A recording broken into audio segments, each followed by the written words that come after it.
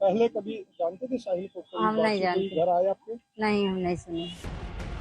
FIR में दर्ज साक्षी के पिता के बयान के मुताबिक साक्षी का परिवार साहिल को पहले से जानता था। अब जरा साहिल को लेकर साक्षी के पिता की एक और बात पर गौर करिए। जब भी वो साहिल का जिक्र करती, हम उसे समझाते थे कि अभी उसकी पढ़ने लिखने की उम्र है, ये सब करने की नहीं। जब भी हम उसको समझाते, वो नाराज होकर अपनी दोस्त नीतू के पास चली जाती थी।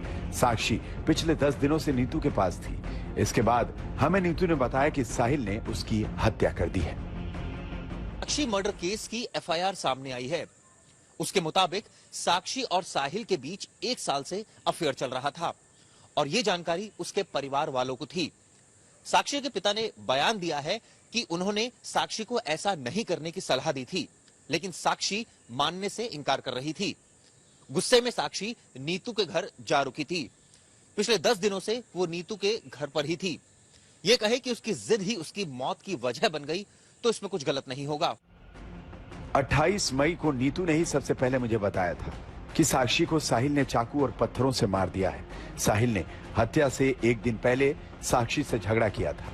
जब मैं नीतू के साथ बी ब्लॉक शाहबाद डेयरी पहुंचा तो वहां मेरी बेटी मृत अवस्था में पड़ी थी। उसके सिर पर घाव थे।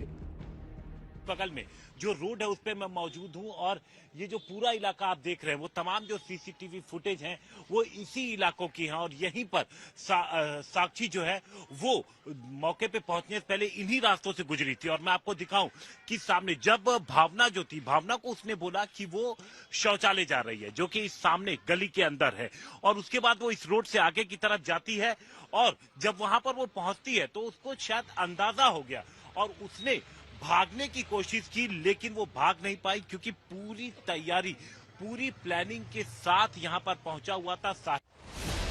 यहाँ गौर करने वाला पहलू यह है कि साक्षी के पिता ने पहले किया था इनकार, साहिल को पहचानने से कर दिया था मना, दावा किया था कि साहिल का नाम नहीं सुना। एफआईआर के इस नए खुलासे के बाद पुलिस की तफ्तीश का दायरा और बढ़ गया है, क्योंकि अब पुलिस साहिल के साथ साथ साक्षी के घर वालों को भी खंगालने में जुटी है।